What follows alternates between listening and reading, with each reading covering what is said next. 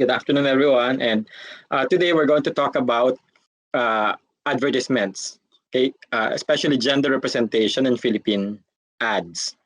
So for today, we're going to talk about convergence in terms of changing media, changing content, and changing society with a case of gender and advertisements in the Philippines. And I hope you all share your insights too about what is happening in your respective countries about this topic, how changing media platforms are impacting upon how advertising content is changing alongside maybe developments in your respective society. So I hope we'll have a very interactive discussion today. So let me start by with this project called Project Themiskira.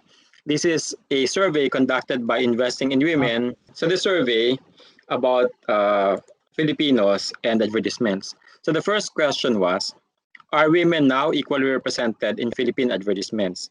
And this essentially compares the insights from marketing and advertising professionals against the opinions of the general public.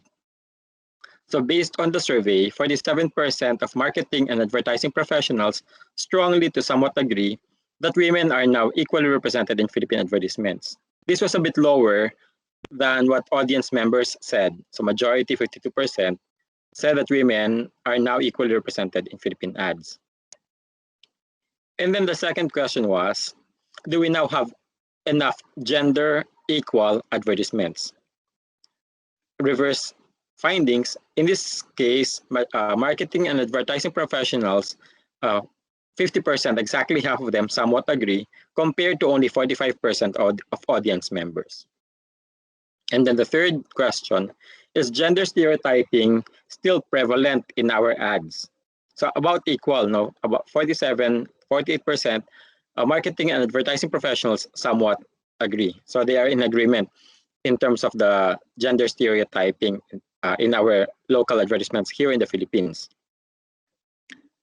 And then finally, which platform contributes to the negative perception of certain genders?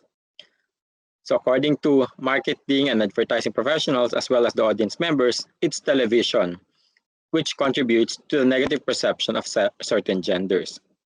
We'll know also, if you recall from our previous meetings, that TV is still the top medium in the Philippines, though social media is increasingly felt here. But TV, 44% according to professionals and 40% according to audience members, contributes to the negative perception of certain genders. And then you see about a quarter of the respondents point to social media. And then further down the line, radio, 11%, and then outdoor advertising is 11%, and then print. And also from our previous meeting, we know that print media is dying here in the Philippines. So you can see that maybe because there is limited exposure now to the print advertisements, people don't attribute much to it anymore. Okay, so now those are the main questions from that project that they conducted, no? From the survey that they conducted. So now maybe let me hear from you. How prevalent do you think, if you were to ask the same survey, how prevalent do you think is gender stereotyping in the advertisements in your country? And how differently do you think practitioners and your fellow citizens see the extent of gender stereotyping in advertisements? So maybe we'll start with the first question. No?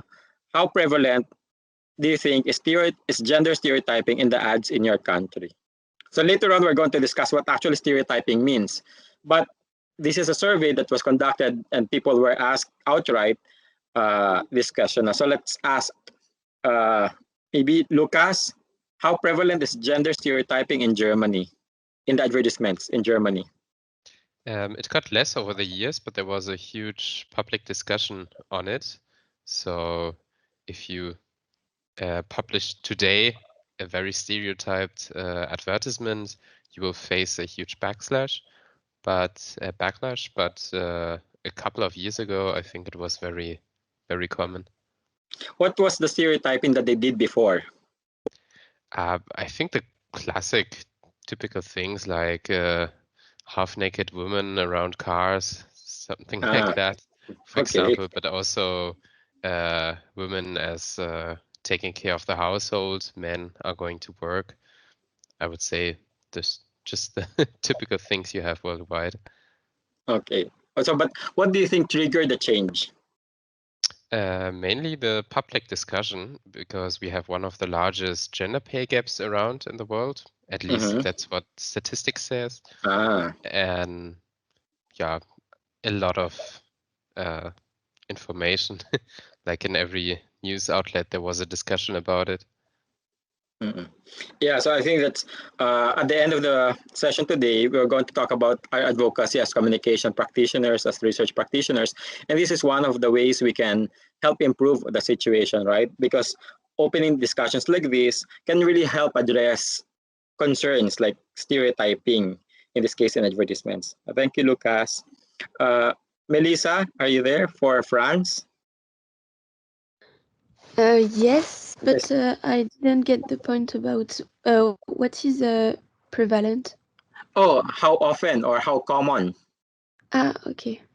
I think it has been reduced since couple of years, like during before 2000, there were more stereotypes in advertising that there is today, and today I think France make campaigns to struggle against stereotype. Okay, so there are also so it was a conscious effort to address this concern, this problem. Yes. Okay, thank you, Melissa. How about Yes. uh, Ari? Are you there? Yes, I'm here. Hmm. I'm here. How about gender stereotyping in advertisements in your country? It's reduced a lot over the past few years, but it was the typical stuff. If you want to sell household items, you'll see a woman in the commercial. If you want to sell a drink or a car, anything that's manly, you'll have someone in a bikini or something to sell it. But it has reduced over the last few years. But I don't Okay. think it's a big debate in my Mm-hmm. country. I just think that they've noticed what's happening around the world and took it upon themselves to reduce it. Okay. So, uh, okay, I'll go to the next question later, but maybe I'll ask Lorna and Ming Ming in Taiwan. Lorna. Yes, Hmm. I think it's similar in other countries that recently I think it's reduced. Okay, maybe what do you think has triggered the Subtle reduction? way, the change triggered the Mm-hmm. change. Oh, Yeah. mm, I I don't see an actual campaign about this topic, but I do see that because women in the past, women are usually the most the gender that is usually stereotyped, and I think right now females is more conscious about this topic, and advertisers sees these changes in female community, and as they want to appeal to female customers, they have to change. Okay. Mm. So because of the changing, more women are more empowered, and as a sector, they're getting to be more important. That's causing the change. Yes, also because female have the more power to purchase things on their own as well. Mm-hmm. Okay, thank you, Ming Ming, and then I'll go to Dr. Ling. I agree with what Lorna just said because I actually heard that before they launch the advertisement, they will find groups to test whether this is acceptable. And just like what Lorna said, like women now really don't like the maybe traditional or stereotyped ads. So once the advertisers know, they will change the product. So I do think that it's not that serious than before, but however, I have another point that I think the stereotypes in the ads it usually occur when the product uh, is when the product has a more specific target audience. Like it usually happens in car ads or maybe washing machine ads. If it's like food or other things that all the people, all the genders will use, then I think in those ads the problem is not that severe. Mhm. Okay, for general consumer products, you mean the problem is not as bad. Okay. Yes. Yes. Thank you, Dr. Trisha. Yeah, I just want to add, maybe I think everyone knows that Taiwan actually have the Yes. female president. And also we are the Asian first have the gender equality, the same-sex marriage passed a couple of years ago. So I think in terms of gender stereotype, I cannot say that we don't have them, you know, in the, especially I think the traditional media, they still will apply to the majority. They tend to be more stereotyped in terms of the differences of the traditional woman and the man. But I think on the social media or new media, digital media, they try to actually have more diversity in terms of gender equality and the different types of gender, not just male, female, maybe LGBT groups also. Yeah, I just want to add this. Yes, that's correct. So later on, the third and final part of our discussion today, we're going to look at social media and how the content or the portrayal of gender in online media in the Philippines is so much different compared to the advertisements in more traditional mass media. Okay, so this is where the advertisers really experiment now on the portrayal of gender, for better or for worse. Okay, Esther from Malaysia. Hi. Yes. Oh, I was just thinking that I want to share an example from Malaysia that Yes. recently happened. Actually, I think the gender stereotyping in Malaysia is quite common still. And I think it's not only on TV or some traditional media. I think on social networks also the same. So I remember that not long ago, there's a Malaysian YouTuber, and she tried to promote whitening products, and in her video that she keep emphasizing that whitening is the key to be beauty. So and it's quite sad that in the comments below that also support the concept of her video. So I think that the gender stereotyping is still very common in Malaysia. But there's a change that after the video posted out not long ago, somebody began to question that idea and think that shouldn't be beauty can be in many forms, not limited to be your skin have to be white or you have to have long hairs and others. Yeah. Yes, I really agree. And this is also a case that I will discuss later. The issue of whitening products, which is really prevalent in Asia, Southeast Asia and South Asia especially. Okay. How about the second question? Or maybe some of the Filipino students have some insights. Do you agree with the survey findings or not? Some of my Filipino students. Can you raise your hand? Who wants to answer? John. Yes, please share your ideas.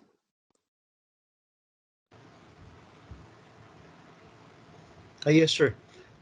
In the Philippines, gender stereotyping is still evident, no? But as I have observed, no, discerning and critical stakeholders are active in calling out discrimination and misrepresentation.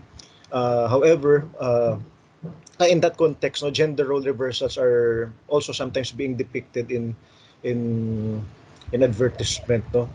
That is part of the call to empower movement, no. And together with gender stereotyping, I see age stereotyping as also equally prevalent, especially in portraying grandmothers in a very traditional sense, no, portraying them as domesticated, docile, no, and less likely to be confrontative. Yeah, I agree. Okay, so how about the role of media practitioners in the comparison between the media practitioners and the citizens. Do you think that practitioners are more liberal compared to a more conservative Philippine society? I think that is the case, sir, because most of the advertisers and the marketing specialists have training in the field of critical journalism, critical marketing, as well as critical media studies, as compared to the general audience, who are less likely exposed, to this alternative, progressive, and more liberating forms of representation. Okay, thank you, John. Yes, sir. So yeah, so let's just to get our session started. But now the question is, what actually are people seeing in the Philippines? How is gender being represented? So I presented to you the findings from a survey about what people think they are seeing, but now let us really examine what is being shown on traditional media. So in 2004, this was for many people in the advertising sector, this was a wake-up call. You can see Brandy. This is an outdoor advertisement, a billboard, and it says there, nakatikim ka na ba ng 15 anyos? Or in English, have you tasted a 15-year-old? And then it's supposedly a billboard for a brandy that is 15-year-old, Napoleon 15 or 15, Napoleon 15. And maybe I'll ask you before I give you the whole story, what do you think is the issue here about have you tasted a 15-year-old? Why do you think people were such up in arms about this advertisement? Any guesses? So it was a double meaning, right? So what was the double meaning? Which really aggravated or angered a lot of people. Any guesses? No? Okay, this was in 2004. And see, it was a 15-year-old, they said, could refer, or a lot of people actually interpreted it as intended, that it alluded to 15-year-old girls, essentially, which is illegal, statutory rape. But see that play on words really angered a lot of people, and it served as a wake-up call for the advertising sector that you cannot do this. This is against Philippine values. So from there on, gender became an important focus for advertisers. And historically, you can see here in Goffman, there are many ways that we stereotype gender. And not just for against women, but also for against men. So gender codes in advertising, this is the canonical study by Goffman, and there are essentially 5 items where we can analyze how gender is portrayed. One is relative size. You'll notice that in many advertisements, men are always bigger than women. And then the function ranking, it's women, or it's men who are always in the dominant mode, the women being the more subordinate one. So in this example here, actually they're trying to reverse it, where the woman is the one doing the dominant action. But otherwise, it's the reverse. Men tend to have the dominant active position, the women having the subordinate or at the receiving end of the action. And then the third is called ritualization of subordination, where the men are placed in an authoritative or active position. Again, the women are in the submissive or dependent situation, as in the image here. The fourth item is license withdrawal, where women are typically spaced out or disengaged. They are inattentive and disoriented. Or someone is looking over their shoulder. And then finally, in terms of feminine touch, women tend to touch their bodies a lot more than women. So according to this canonical or very pioneering study by Goffman in 1979, these were the main tools that advertisers manipulate or use to depict a stereotype frame for gender. So let's look at some other concepts here. Commodification is where women are used as objects. So in this case, what's the role of the breasts in selling the perfume for men? And then the Orientalism, using a very traditional image of Asia, which is feminine, subordinate image. These are old advertisements, by the way, older anyway. And then finally, there's a newer trope of empowerment, which Dove is trying to pursue for over a decade now. That is one of empowerment. So supposedly, this is a takeoff or a departure from the previous two, which are not really positive in nature. Okay, do you have questions before I proceed to the next sections? Everything okay so far? Okay. So this one I cannot play the audio, but I'll just describe. So you can see this is a very, when Goffman was doing his research about these codes, etc., what was he seeing? So this is an example of a commercial in the 1970s here in the Philippines.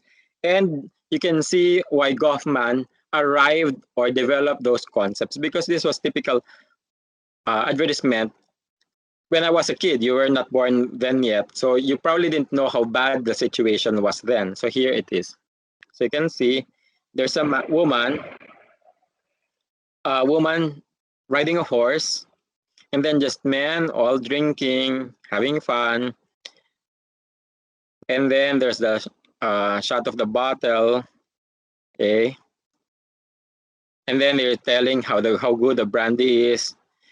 And then the guy says, the brandy is so good and he'll drink more of it when he leaves the Philippines, he'll bring some home.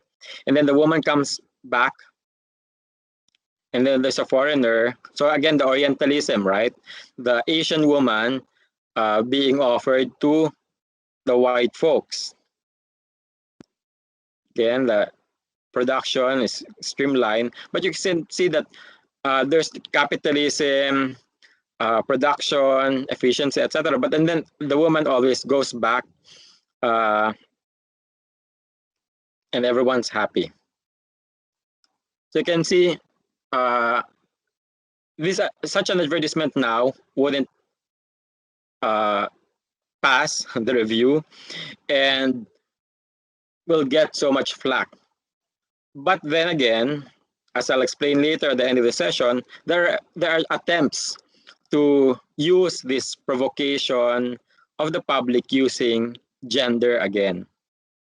Okay, so this was, I would say, typical advertisement in the 1970s. I was a very young kid then, so this was shown on TV. And the use of women to sell products was commonplace then. So this was the early use of women. And then we move to the next slide. In the 1990s, this was, they said, a more empowered woman. But you see still the shades or the traces of commodification and objectification. So again, it's an alcohol advertisement. So again, 90s, San Miguel beer. So it's a Philippine festival. These are very popular band in the Philippines. So there's this woman who's just walking along the beach, was attracting all of the male attention. There's objectification, and they're really essentially just harassing the woman, right?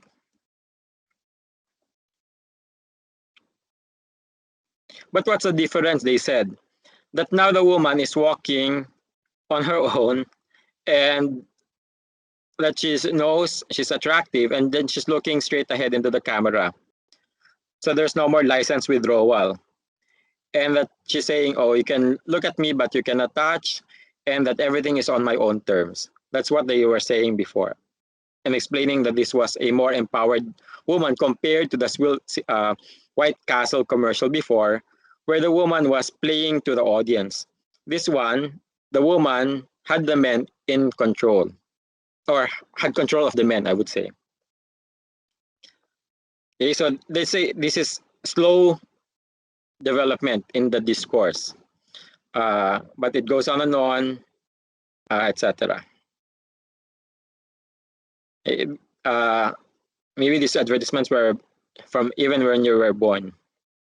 So now let's look at the next development supposedly in the portrayal of women in Philippine advertisements, especially alcohol products, which are notorious for stereotyping of women. Okay, now this one, they said, yeah, I'll go with the subliminal content. But this one, they said is the most groundbreaking. So I'll explain. Saturday nights is when you go out with your friends. So they said now this is an example of a really empowered woman. So it's a set at a bar. So this guy says, okay, Saturday I'm going out. I'm looking good. Okay, so there's the traditional girlfriend. But then comes this more liberated woman.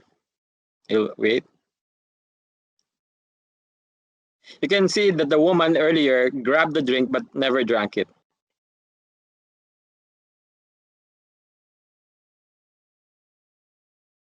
So there's flirting.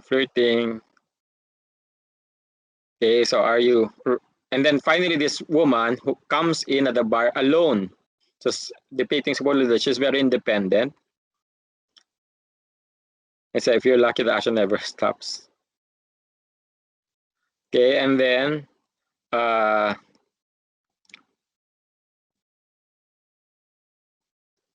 they said that's very advanced now, right? Because it's the woman on her own terms going to a bar on her own volition, on her own free will, not needing company, and buying her own drink. So this is, you can see how differently, from being the White Castle commercial with a woman riding a horse, being on display and serving the men, and then from the San Miguel beer commercial, where the woman controls the men's attention, and finally to this beer commercial where the woman acts on her own, independently, essentially. As you can see, they say this is a slow progress, but progress nevertheless. So we already covered this. We've already covered this question. How has the depiction of gender in ads changed in our country? But maybe I'll ask you. Oh, maybe we have no time. So let's move on to the next part.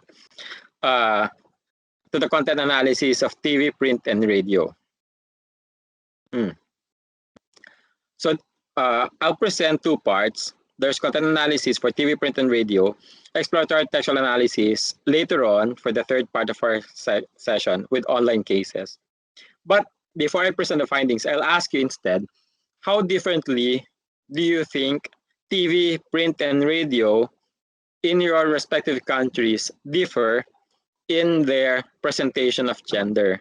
Is one platform more stereotyping than the other media? Is TV more to blame, like what the respondents earlier said? Is print, or is it radio? Or maybe we can touch on online cases too. Maybe you can start. Who wants to answer the question? Again, the question: are there differences in how each of these media present gender in their respective advertisements? Maybe we'll start with Esther from Malaysia. Maybe you can start this time. If you have noticed any differences across media platforms in the advertising. Esther? I think TV mostly presented more about the stereotyping part because it has the image and it can shows the body of woman and some special parts of the woman and attract more male audience. Okay, so that's very good. No, that's a very good answer because you're looking at the what are called affordances or characteristics of the medium to deliver a specific content. In your case, according to Esther, the ability of TV to deliver audio-visual stimulus, right, or audio-visual content, then it uses these stimuli to stereotype for the audience. Okay, so that's a good answer. How about Lorna Mingming in Taiwan? I would like to share. I think that actually, well, the radio you can only hear with it. So, I feel that the characteristics, like I would say, the characters in the ads are sometimes even more stereotyped because you can only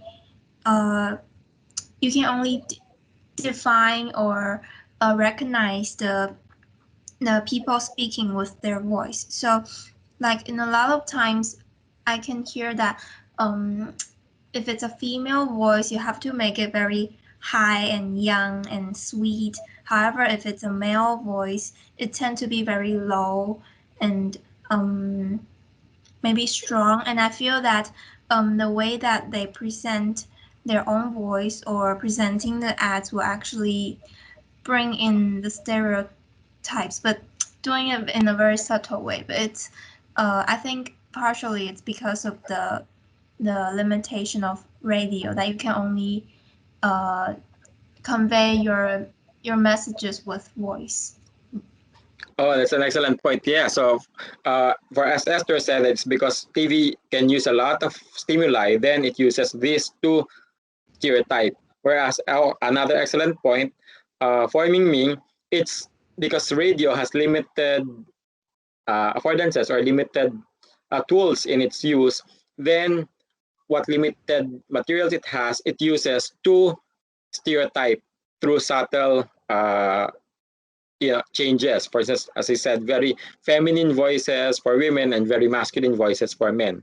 So very good point too. Yes. I think that this kind of media will rely a bit more on stereotypes. Yeah. Yeah. Thank you. Very good point. Lorna, you have something to add? Yes.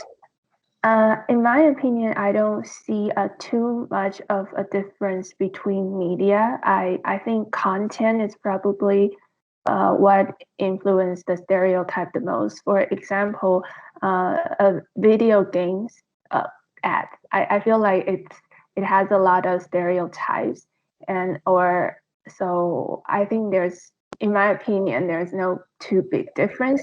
However, I want to add that I think print media actually has a lot of stereotype as well, because they often have because I feel like radio and TV ads is usually linear because it's synchronous, but in print media it can have a lot of different ads at the same time, and usually the ads with the largest cover is usually stereotyped because that can attract audience more. Very good. Yes. So you're making excellent points, and these are also some things that we will cover later about the characteristics of the medium and how these are potentially used for your stereotyping. So in this case, print medium also has its own framing devices using the static features of print medium. Okay, so but it has its own language. The print medium has its own language, and so you have the full cover, and then you use the elements in that static page to depict women in or men in a stereotypical manner. Thank you, Lorna. How about Ari, Lucas, and Melissa? What's the experience in your respective countries? Yes. I okay. Ari, you can go ahead. Okay, I'll go ahead. Yeah. I think for radio, it's always left more for your imagination. So I don't think it's quite prevalent in radio, because usually radio announcers are people who do these advertisements. They usually already have what people call a radio voice. I don't think it has to do with their tone or their sex at that when they're recording. So I don't think it's really shown over radio. And in print, there are certain ads that a newspaper wouldn't run because they have to maintain their what's the word I'm looking for? Oh, their reputation, integrity. Their reputation, yeah. So it's usually more on TV. Yeah. And what have you noticed on TV?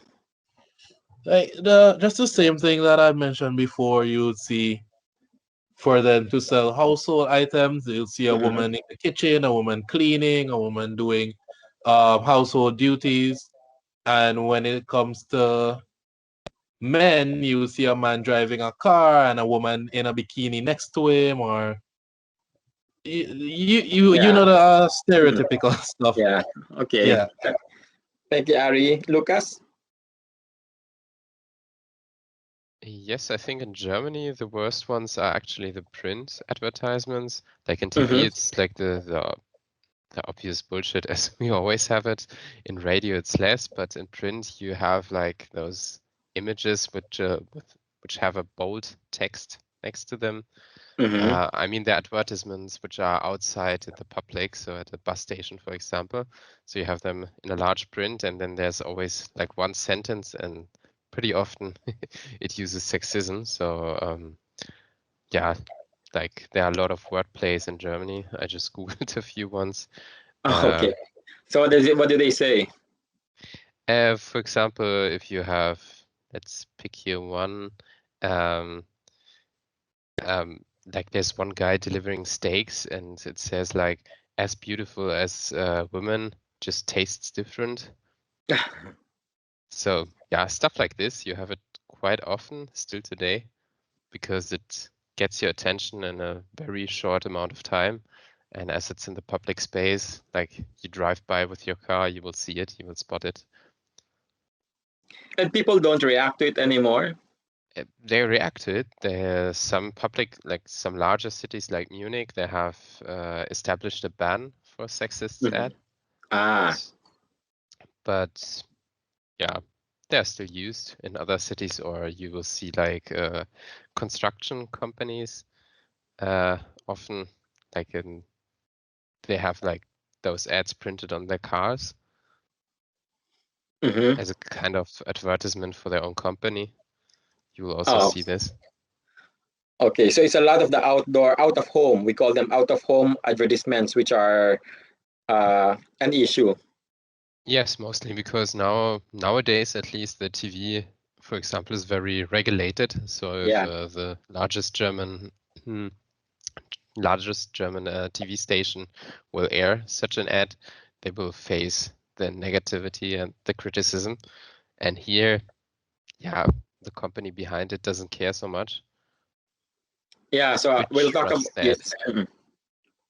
Yeah. Yeah, so we'll talk about it later, about the role of regulation and how regulation is helping to address stereotyping. But the same here in the Philippines, it's out of home advertising. We're not covering it today, but we have this one highway which crosses the whole capital area. It's called EDSA, and the busiest intersection always has these big billboards. And now and then they would feature men in their underwear, and then there would be so much uproar because they said it's quite indecent for a billboard that big to feature a man in underwear. But see, they can do it because there's really no regulation. Only when people complain, then they take it off. But there is no proactive way to prevent such advertisements from ever being placed on a big billboard like that. But we'll talk about regulation later. Melissa, how about in France? What do you think? In France, I think it's TV and print paper, like a magazine, because they are kind of mass media, and they reflect kind of culture, of French culture. Yeah, how is maybe later on we're going to discuss this, but is stereotyping okay or not? Or how about in France? Because I'm not familiar with France that much, but there's the impression that it's more gender than most. Is it true or not? What do you mean by more gender? Because for instance, the language, right, is very clear about what is feminine, what is masculine, etc. Yeah. Yeah, they kind of separation between gender and a lack of still a lack of equality between both, but it goes better with the time. Is there a move there about the gender-free pronouns? Not yet. Yes, there is marginally on social media. Oh, okay. So And there's a move. yes, and print. Okay, so to lessen the because the language sometimes makes you really yeah, that's good. That's good to know. Thank you, Melissa. Dr. Trisha? Hi, I just Yes. have something to share because Dr. Fernando just mentioned about that whether you think having a stereotype will be good or bad. Actually, some journal articles that I have read, they said based on the interviews with the advertising agencies, and they actually admit using the stereotype actually is one of the effective appeal using in the advertisements. So I don't really see it's good or bad. It should be neutral, and especially if that we can use it in a humorous way or more cultural sensitive. And so sometimes I think it depends on how you use it very strategically. Yeah, thanks. Yeah, that's an important point too because I'm not sure we have the time for that part of our research, but we did conduct a forum with advertisers, market researchers, and academics. So there was a tripartite or a three-group forum, and these were the top bosses in the respective industries. And a lot of the advertisers and advertising agencies pointed to researchers, pointed to us. They said that actually it's the market research which is the start of the stereotyping. Because they said that when we do focus group discussions, then we say that actually this is how people want gender to be depicted. And then afterwards, when the advertisement comes out using stereotyping as a tool, then they see an increase in sales. So in this case, stereotyping worked. So it's a smooth transaction essentially from the market research to the production to the results of the advertisement. Gender stereotyping works. However, then the academics came in and some of the civil society people came in and they said, is that the limit of our discussion? Maybe, and this was to disrupt what already has been in place. Maybe there is a new way or a more inclusive, less stereotypical way to depict gender, and you will still earn your money. Because one academic said, maybe you are asking still the traditional questions and not raising questions about the spectrum. As mentioned earlier, a lot of the market researchers and advertisers still work on a binary, male, female, and not yet in the spectrum of gender or the LGBTQ spectrum. So they said maybe if you ask about the spectrum, then you'll find a different set of answers. Yeah, so very interesting points. But according to advertisers, advertising agencies, market researchers, yes, stereotyping works. Whether we should limit ourselves to stereotyping, then that's the other question. But yes, very good points. Other questions, statements from the Filipinos? The Filipinos are quite silent today. Maybe it's the weather. Okay, it's 1:59. Last comment from the Filipinos before I proceed to the next, because we have to take a break, and then we'll proceed now to the findings, and then we'll have more interaction. So it's 2 o'clock, and we'll resume at 2:10. So we'll have our 10-minute wellness break. I'll see you again at 2:10. Thank you.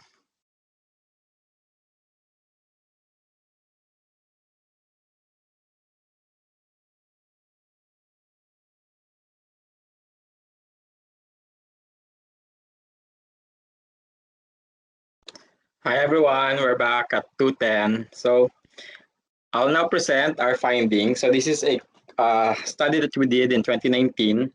It's a content analysis of TV, print, and radio advertisements.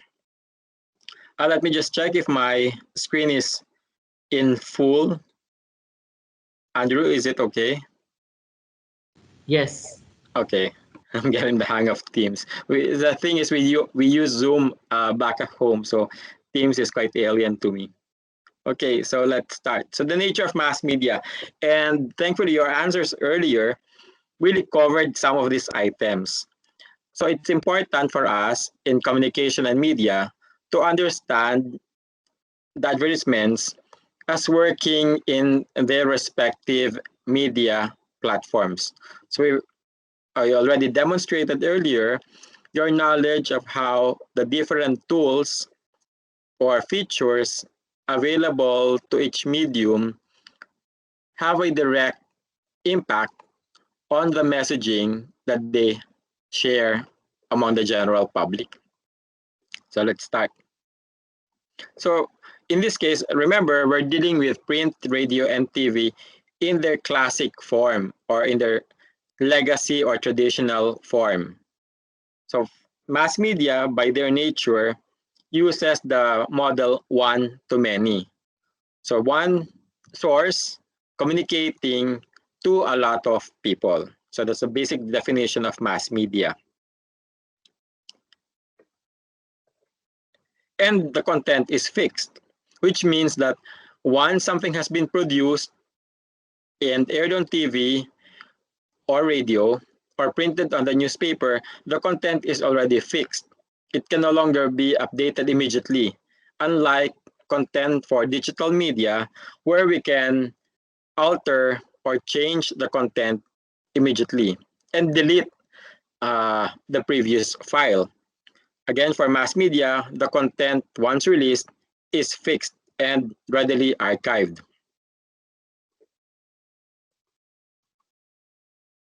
And then, how about the platform? So print and radio are portable and mobile, so you can bring them everywhere. But remember, the content is fixed, even if you bring them anywhere you go. For the old TV, then it's fixed. Usually, the TV set was very big or fixed to the wall, so it's not mobile. So this brings us to the experience of using these different mass media and their respective content. So for the dynamics, when we access or use mass media content, the schedule is fixed. You have to be there when something airs. Otherwise, you're going to miss it. So what advertisers then do is to repeat the broadcasting or the printing of the advertisements so that we can get repeated exposure to the advertisement. So the metaphor is mass media content, especially radio and TV in their old model, is like a river. You know, it's like a river. The water continuously moves, continuously flows, such that if you want to hit a particular item, then you have to be there. If you are not there, then you're going to miss it. Again, in the traditional sense, there is no replay, unlike cable TV where you can access the same content repeatedly. But for the classic television and radio model, where shows, advertisements are aired on a fixed setting. And then in terms of the analytics, the audience metrics are also, there's delay. You know, for instance, TV and radio ratings, even if digital, get released the day after. So for instance, a TV show is broadcast today, then the ratings and its ranking will be released by the market or media research agency the following day. So the broadcast agency and the advertisers would know how their content performed the following day. And the feedback mechanism is not instant as well, as probably all of you are familiar, compared to social media. So later on, we're going to discuss online media. I'm going back to the old models of mass media, so we really appreciate better how things have changed compared to digital media, as I'll explain later. So what they're doing now, using audience metrics and feedback, then they do mass targeting. To some extent, they can do some limited segmentation according to age, according to gender, according to income. So some shows cater more to younger demographics, or to women, or to higher income. But still, it is not as personalized as we have now in social media. Yeah, so you have demographics, and then lifestyle, try to match the content to the lifestyle of the audience. Some trivia, why are soap operas called soap operas? It's because soap companies essentially funded them, or the advertisements from soap companies, from detergent companies, helped fund the TV shows for women before. And then in terms of location, it's mass audience, so there's really not much of a segmentation by location compared to segmentation by location in online media. And Dr. Trisha and I have worked a lot on location-based advertising, and maybe we'll explain later. And finally, we have regulation quite strict for mass media, and that will cap the second half of our, or the second section of our presentation today. So now let me give you an overview about our study. So we have 500 TV advertisements, 256 print advertisements, and 497 radio advertisements in this content analysis. We were able to get the advertisements because the media research agency Kantar, which you can see at the top right-hand corner of the screen, regularly records all of the advertisements and keeps this in an archive. So thankfully, Kantar allowed us to give access to its database. Later on, I'll explain that there is no such similar system for online media. So there is no database of all the advertisements online here in the Philippines compared to the system we have for TV, print, and radio. So this has a big implication on how we do research and how we can use regulation to improve the advertisements, especially in terms of gendered nature. Okay. So in this case, maybe some of you will be familiar from our first meeting with some of the names here. As I explained in our first session, GMA and ABS-CBN account for over 80% of Philippine audiences. So naturally, advertisers like to put or prefer to put the advertisements in GMA and ABS-CBN because they have 84% of audience share. And then you'll also notice for print, it's Philippine Daily Inquirer and Philippine Star, also owned by two families, which comprise or which have the big bulk of the print audience and have the biggest circulations as well. Philippine Star is and Filipino Star ngayon are owned by the same firm. And then finally for radio, DZBB and DZMM are the network are the radio arms of ABS-CBN and GMA. So again, you see how ownership, that we discussed in our first meeting about the Philippines, translates to audiences and then translates to what advertisements are transmitted to the public. So it's all in the family, so to speak. Yeah. So what we did, we did this in 2019 for 2018 coverage. So we had 2 constructed week samples. So for the whole year for TV, January 1 to December 31, the same for print. So it is a constructed week sample. It's essentially drawing a random Monday, random Tuesday, random Wednesday, so on and so forth. So rather than getting a whole chronological week or a calendar week, then we choose random days. And according to methods researched by Rife, among other scholars, they said that constructing a week's sample is good for 6 months of content, of regular content for mass media. So for TV, we covered everything from 5 a.m. to 11:30 p.m. And then for print, it's all of the advertisements which appear on the constructed weeks. And then for radio, it's from 5 a.m. also to 11:30 p.m. So we were lucky that Kantar provided us all advertisements which appeared within the days we have chosen for the constructed week sample for the year in 2018 using the time frame that you see here now. So altogether, we had 1,253 ads, which featured 1,666 characters. Because a lot of the advertisements had multiple people in them. So distributed, we had 710 TV, 459 radio, and 497 print advertisements. Or characters, I mean, distributed across 1,879 roles. So again, there were ads. In each ad, there was more than one character, and the characters had multiple roles as well. So it's really quite complicated how the advertisements are structured.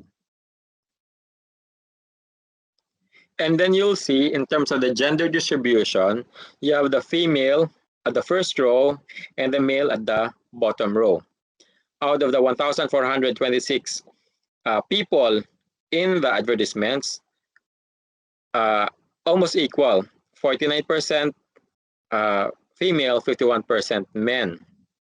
However, you'll notice that for TV advertisements, there are more female characters, 56% out of the 710 characters. However, for print and especially in radio, the case is reversed. In print, 54% of the characters are men. In radio, 65% of the characters are men. So what's happening, especially for radio? It's the voiceover. It's the expert voice. So he is the guy who essentially explains the product at the end. And most often than not, in the Philippines, that is the voice of a man. So the expert voice in radio is that of a man. So that's the first clue to stereotyping in radio. So let's look. How about gendered products? Across the board, we didn't see alcoholic products anymore being advertised. So we have noticed that alcohol products are now more likely to be seen in out of home or in outdoor advertising, but no longer in TV, print, or radio in the period that we studied. So we found that 24% featured food and alcoholic beverages, 15% were pharmaceutical, health, and herbal products, and 11% featured restaurants and retail places. And then what we saw were equal, in 8 product categories. So in terms of the product categories, in 8 of them, there was no difference between men and women. And you have the full report, so you can refer to the full report later for the details. But I just want you to look at the detail where the stereotyping still happens. So in this case, outdoor places like restaurants and retail places, which account for 11% of the advertisements, are male dominated.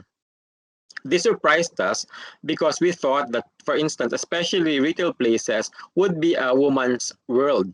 Like if in a stereotypical setting, we'd think, women would equate to shopping. But no, in this case, it's the men who are more likely to be seen in a restaurant or a retail place setting. Maybe you can guess why. Why do you think? And then the for the women, it's household items and hygiene and beauty products, which is more or less quite common. And some of you have already explained why household items and hygiene and beauty products would be more stereotypically feminine. But maybe you can guess why men would be featured in restaurants and retail places compared to women, which would be the more commonsensical argument. Maybe the Filipinos can guess. Why do you think in our advertisements, on the advertisements we've seen, why it's men who are in the restaurants and retail places? Yes, Rachel? Hi, sir. Hi, everyone. I think it's because they want to show that men have the spending power, that they have the money, since they want to project that they are working and this is where they can spend their money on. Yes, actually, that's correct. No, that's the main argument that we had. It's because for men, we have this word called galante, which is the one who doesn't mind spending for everyone. And it's a characteristic of men. So in this case, men have the spending power, and so they're the ones who are eating at the restaurants, who are shopping in retail places, because they have the money and they can afford to pay or treat everyone else. Okay, so thank you for that. So you can see here now, and this connects to how men were more likely to be shown in a professional role, and then who are mainly portrayed as peer or workmates. So you can see here, the man, employee eating, and this is a chocolate bar, and then this group of co-workers going out to have meal, okay, to have lunch. So there's still stereotyping, no? More than almost twice the number of women are men in a professional capacity. Okay. About the gendered pitch, what's the pitch? It's the angle for selling the product. So for 21% of the advertisements, the focus was on the prestige of the product. 15% is on the senses which the product satisfies. So in the Philippines, we have this focus on smelling good. Maybe some of the Filipino students here can explain. We have a fixation about smelling good, and everything from your underarm to your clothes need should not only be washed with detergent, but with what's it called, fabric conditioner, and then your soap, you have your shampoo, you have your conditioner, and all of these appeal to the senses. So when we say about sensory benefits, it's less now about what the eyes can see, but what your nose can smell. So maybe I pause there a bit. And do you see this in your respective countries too, about what senses the advertisements appeal to? Who wants to answer maybe? From Ari, Lucas, Melissa, Lorna, Mingming, Esther? About the senses which the advertisements appeal to in your country.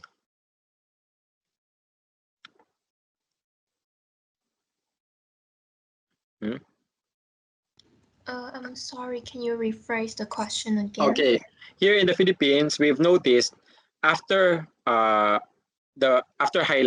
the prestige of the product or the brand, we've noticed that the advertisements focus on the benefits to the senses or the appeal to the senses. So in the Philippines, we've noticed that it's the sense of smell.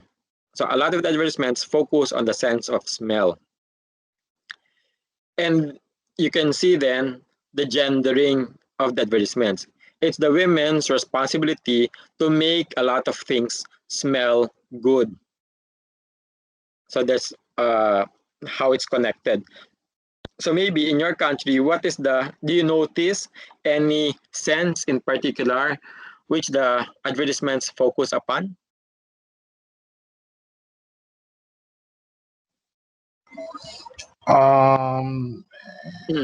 I would say in my country it's taste, A taste. hearing, and sight. Because we in my country, most countries in the Caribbean, we have a very strong party culture, and we love to promote our food. So in everything, there's always going to be some sort of Vincentian dish or some sort of party experience, some sort of bright color, something to show you're going to enjoy yourself if you use this product, if you partake in this.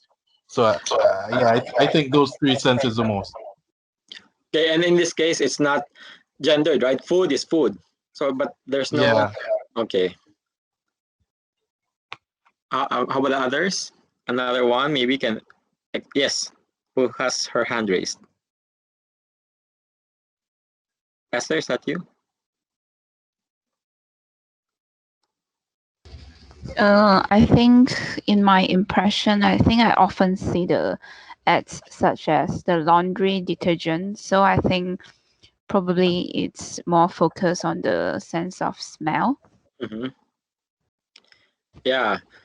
Ari earlier mentioned about the food, right, being center. Here in the Philippines, Ari, the number one fast food chain, Jollibee, also it sells food, but through the sense of smell. So the main punchline or a slogan is, you can smell how delicious it is. So it's really the nose here in the Philippines. Okay. So, and then the third top pitch is values unification, or how the product satisfies something in your values, whether it's respect or love or discipline, among others. And then what we've noticed, thankfully for 6 product pitches, no difference between men and women. So where is still the stereotyping? It's value gratification, which means that men really are after their own, essentially, worldview, and how the advertisement will validate its own worldview. What is important to them? The advertisement will gratify or address. In comparison, you can see how stereotypical some of the advertisements for women are. It's still experience and lifestyle, beauty and youth.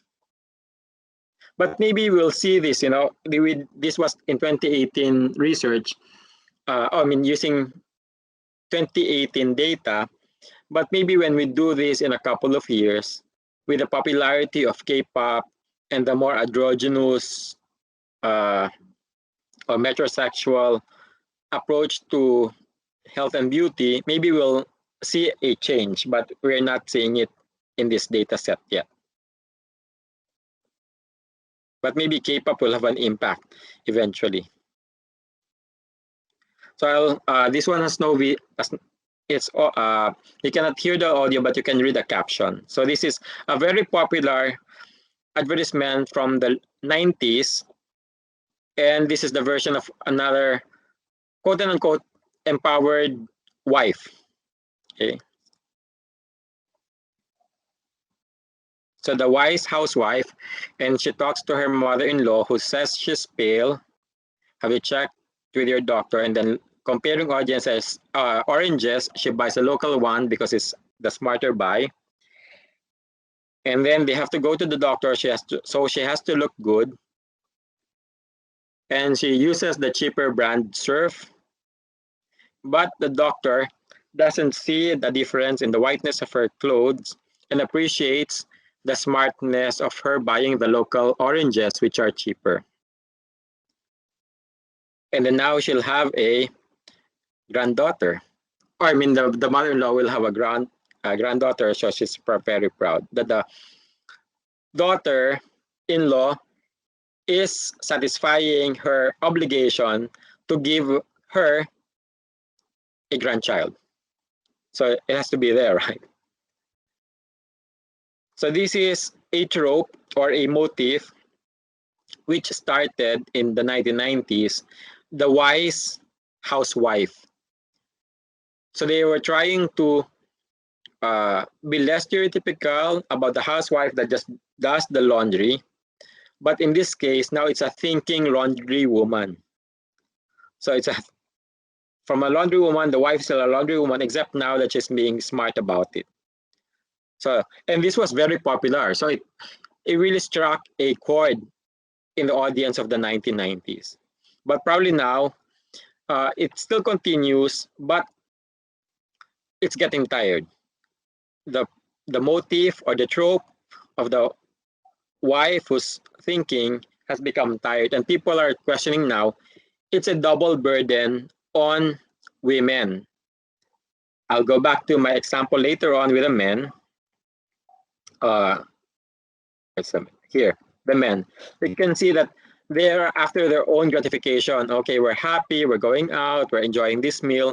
Not really, there's no mention of about the family responsibility. They talk about being broke, but being broke on their own, not about having to support a family.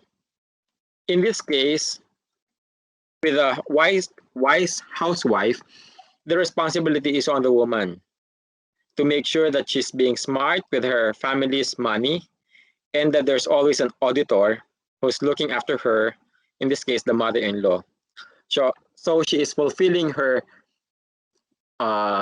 duties in the house by being a good laundry woman and now giving birth to a child, so pleasing her mother-in-law, but at the same time being smart about it. So it's a double burden, which will become worse with working women, as I'll explain later.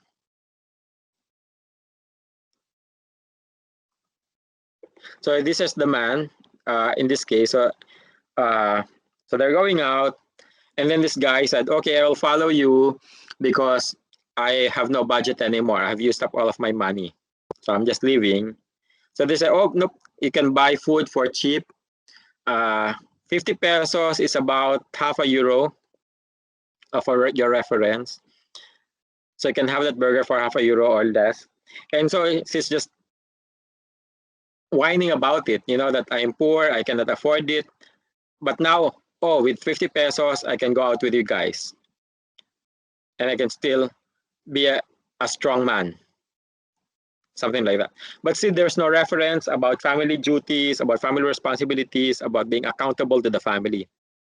Just gratification. So it's really on these tiny nuances where the stereotyping now exists. So you probably won't notice it immediately, but when you look deeply into the commercials, then you'll see the stereotyping.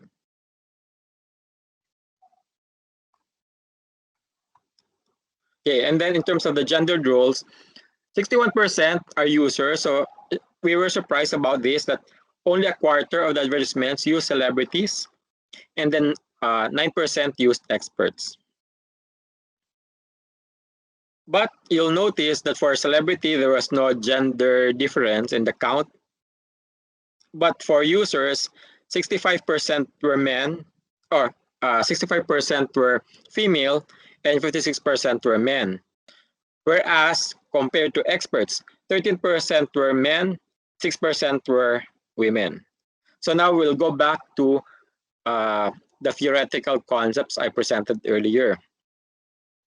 So there is still a stereotyping in the sense that women, 65%, are still mainly users, whereas the experts are still double the number of male experts are double the number of female experts.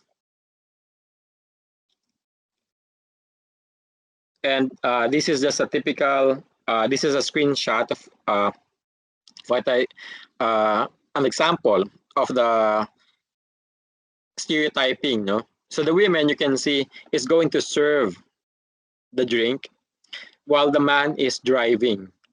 So one more subservient, and then the guy is the one who has the agency, who is empowered to do an activity on his own. Okay, now this part, we had difficulty in doing this research. We had difficulty in finding the characters. Who was the lead character? Because as I said earlier, there were too many characters. So only when we started to look at the group first, then did we notice, or did we start finding out the characters?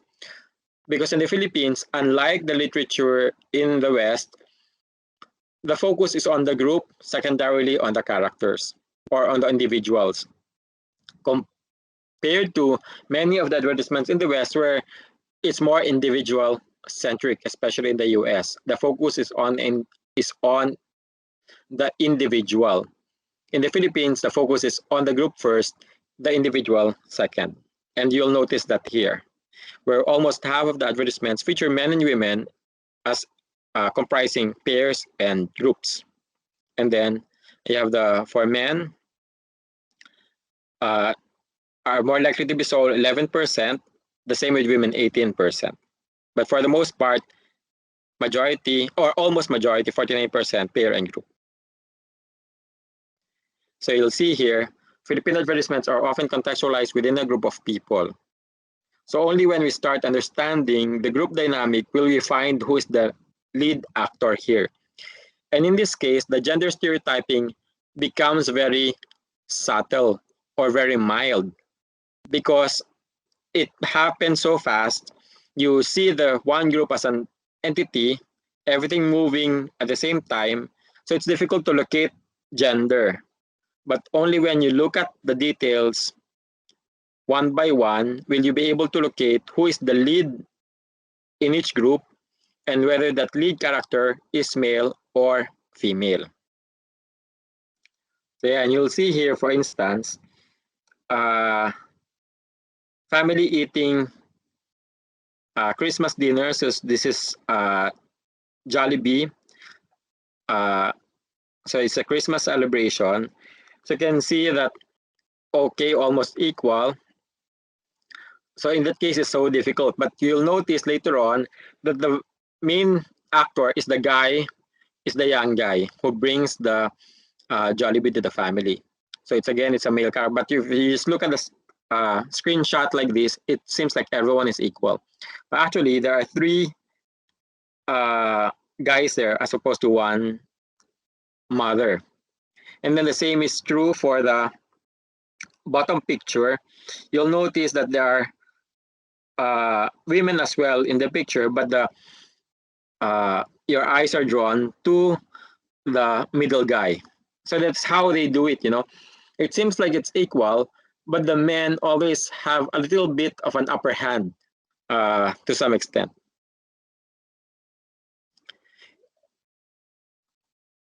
Okay.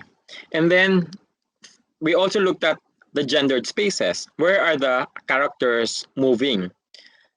So we have the house, we have the what's miscellaneous? Miscellaneous is places which cannot be determined.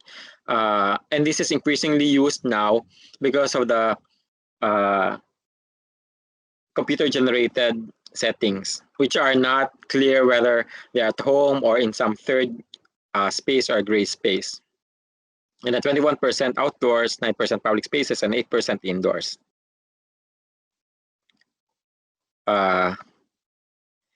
And this is no surprise. Women dominate the kitchen, and men are surprisingly in a gray space. So it cannot be easily determined where the men are speaking in their respective advertisements. So this is an example of what I'm just discussed. So in this case, the women are outdoors, but you know about the license withdrawal. See, they are not looking at the camera, which means that the audience is looking at them as spectators. So that's a very subtle way of a feminine gaze. So you can see that the women are just being observed by us, the audience. Compared to the man on the right, the man looks directly into the camera. So he's actually controls the audience. Well, whereas the women are being controlled by the reader. So that's the very subtle differences of how advertisements employ stereotyping or using the depiction of authority for men and women. John earlier mentioned ageism, and you'll notice first and foremost, 58%, 64%, 50%, majority are between 21 to 39 years old. And then you have some who are 20 and below, but increasingly, surprisingly, there's 40 and above, 25, 21%, 30%. But you'll notice, now compare men, the last column, and the women, the middle column. 50% of men are between 21 to 39 years old. And then 30% of them are even older, 40 and above. Compared to women, 64% are within the quote-unquote magic group of the prime years. And then big drop to 21% when they get older. So men, if you look at it, are better distributed across age groups. Not so much for women. Women are in just the magic group, magical age of 21 to 39. Well, magical for the advertisers anyway. Maybe I'll pause here. I'll ask because there's concern that European societies are getting older, and maybe some East Asian societies are getting older too. Are advertisements changing in terms of depicting age because they're getting older and older people are appearing more and more in advertisements? Is that the case or not? Maybe Melissa and Lucas can explain. In France, not so much. Huh? Still family around 14. I see. So it's still the prime year, so to speak. Yes.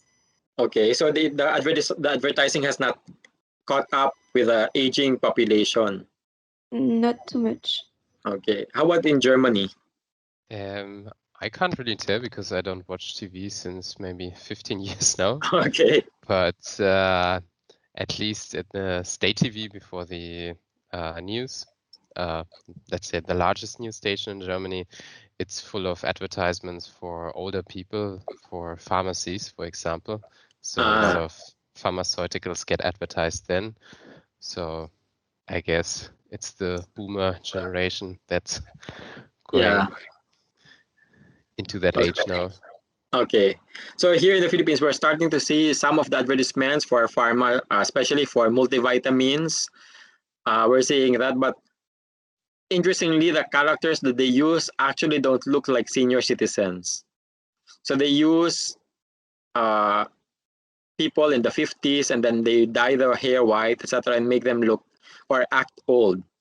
So that's a challenge, actually. So after gender, we're interested in looking at ageism, on how older people are not shown in Philippine media content, or if they are shown, it's very stereotypical, as John has said, or they are using people who are not in that age group, actually, which is a concern. It's like using a person of another race to substitute for another. So we'll discuss that later. And then for gendered voices, we can see that men, 52%, and essentially, as I said, it's because of radio. Who is speaking more as the voice of authority? That's why it's 52% male voice that we hear in mass media, more so on radio. It's radio which pulled up the scores in this case. So what are our key findings? So to some extent, there's some breakaway from stereotypes.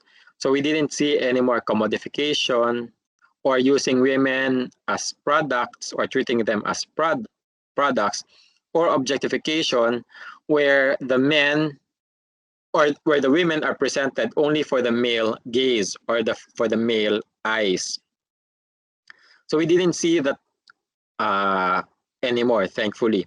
However, we still saw some stereotypes in terms of the gendered products, gendered spaces, and gendered platforms. So what's happened? What has happened? That, the two serious problems of commodification and objectification are gone. It's because of the model that we now have. As I said earlier, or maybe in the first meeting, remember from the very first meeting, the advertising industry is privileged here in the Philippines through ownership. So advertising agencies need to be owned by at least 70% by Filipino citizens. It's because the government or the state believes that advertising can influence the population. So it cannot be controlled by foreigners, because then foreigners can shape Filipino culture. So essentially, that's the argument. No? So what has been the response? Because of the privilege given to the advertising industry is trying to discipline its own ranks. Otherwise, this may be reviewed. No? So we have a democratic government, we have a capitalist model. So in this case, we are not very heavy-handed on controlling media content, but there are systems in place, especially for industry self-regulation, which promotes social responsibility. So there is the Advertising Standards Council, which works with the 4As, or the Association of Accredited Advertising Agencies in the Philippines. So the two of them work together. And what happened, and this is what the regulatory model is. When you present, or when you have an advertisement, it will be reviewed by the Advertising Standards Council. If there are concerns about the content, then it will go back to you. It will be reviewed back to you. It will be reverted back to you, which will then entail additional cost. So the advertisers then take a more conservative stance because they want to pass the stringent review procedures of the Advertising Standards Council. And this applies to all advertisements in the Philippines. At the same time, there's the Movie and TV Review and Classification Board, which is a government agency. So the first two are self-regulation. For MTRCB, it is a government entity, and it classifies whether advertising is for general population or for so on and so forth, whether it can be shown for a general patronage show or for parental guidance show. And then there's the Kilusan Broadcasters sa Pilipinas, or the Broadcasters Association, which has its own code of ethics on what can be shown or cannot be shown in the Philippine broadcast airwaves, TV and radio. So this is how it works. There's government, there's civil society, and then there's business self-regulation. That's why some of the more serious concerns have been addressed. The stereotyping still persistent, but not entirely as problematic as commodification and objectification. So in this case, so here's an example. Again, I'll annotate. This is a commercial for alcohol called 45. And in the first advertisement, so you can see already there's objectification, right? The women's body for the male gaze. And then apparently there's a contest as to who can give her a massage. It's a real man promo. You can see how sexist it is. And even, this was even after the craziness of the have you tasted a 15-year-old. So there's still, pushback against regulation. But so they tried to air this. So very commodified woman, very objectified, very much for the male gaze. Okay, and then finally this guy, so he's crying supposedly because he won. He won the opportunity to massage the woman. And now, see, this got the attention of the Philippine Commission on Women, who then petitioned that the advertisement be pulled out for, as it says here, derogatory portrayal of women. Yan.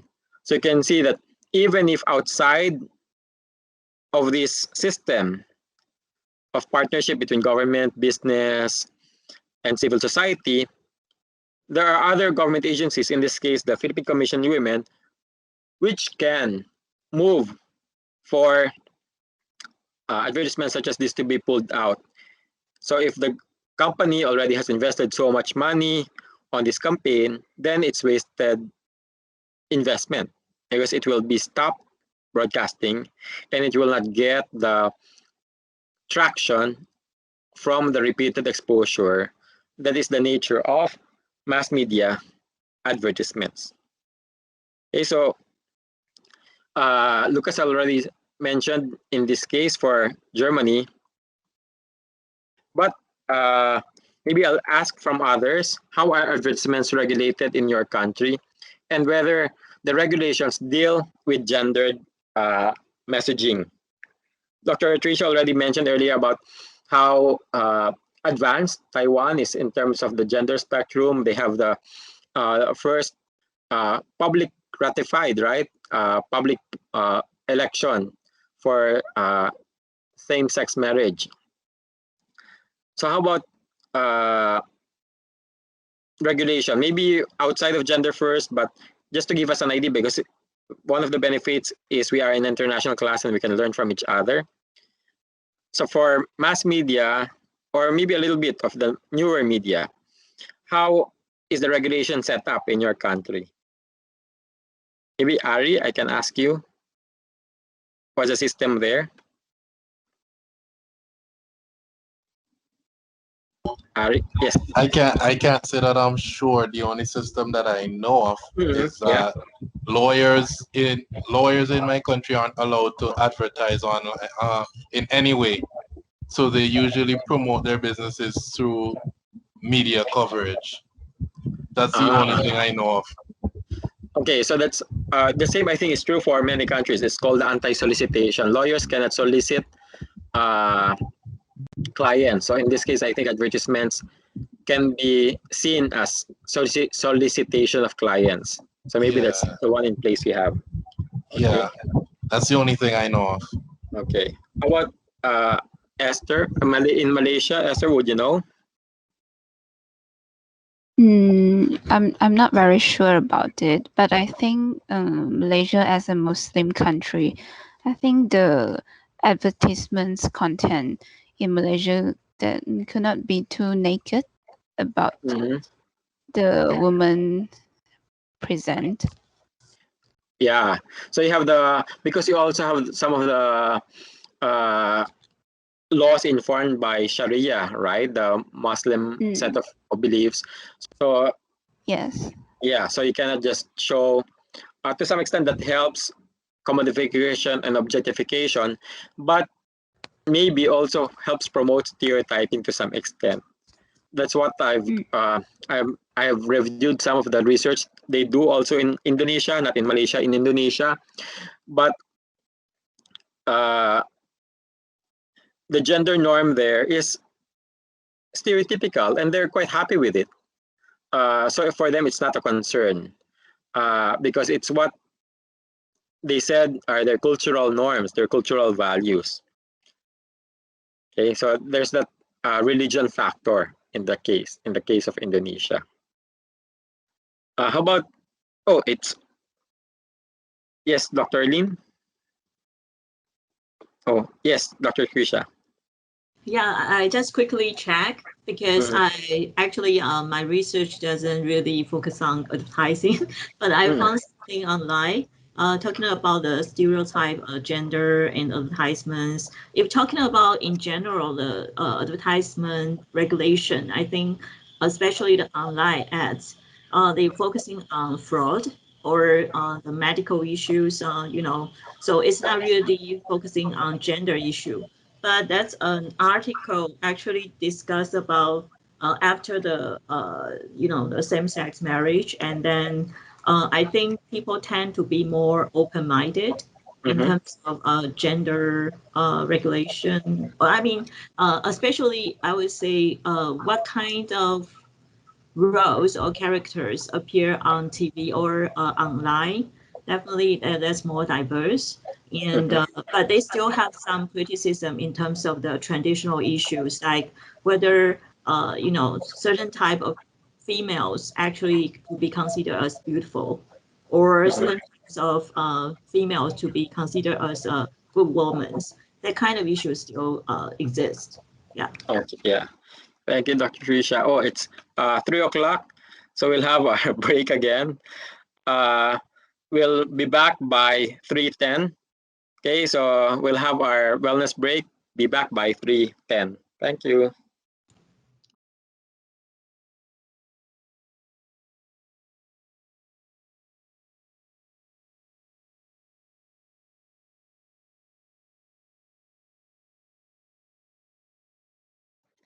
Hello, everyone. So we're back. It's 3:10.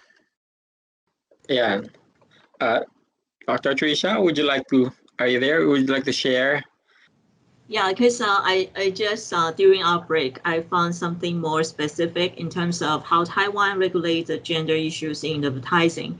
So basically, Taiwan is we have quite a lot of freedom, and we consider advertising as creativity.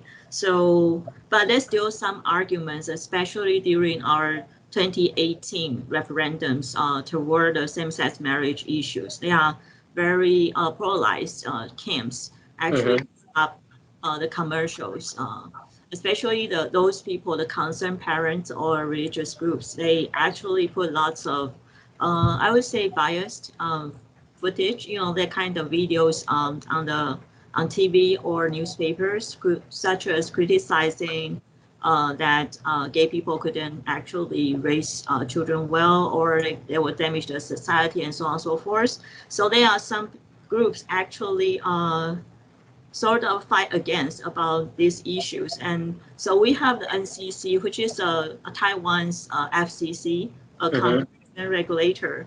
So they sort of fight against of this issue and wanted the regulator to actually do something about this. But later on, we did not really have any specific act, but there is something about the broadcasting media, the radio, TV media, how they produce the gender issued content. They have some principle, and the principle actually sort of regulate people not to actually create the content to discriminate or look down or despise any specific people with the gender orientation or gender stereotype. Actually put that into the advertising or any kind of media content. But that's the only thing actually we have. So they try to push forward and then see whether we can actually move advance this and then to actually become more in sync with what maybe British or Australians, they have certain regulations toward the so-called gender stereotypes content, in terms of putting on the advertising regulation. So, Dr. Trisha, you only have one organization that deals with any media. Sort of. Now we also have another one, but it's called Digital Development, regulator. But that's still sort of it's like not really put in practice yet. So yeah. NCC is the regulator. I think the only one actually regulate licensing, content, infrastructures, most of the things. Yeah. Okay, so because here, as I showed in the earlier slide, we have so many logos, right? We have so many organizations, and these are just few of them that deal with regulation in the Philippines. So we also have, for online, we have a completely different set of organizations. This is just for the traditional mass media. And what happened with ABS-CBN, the Philippines' biggest network,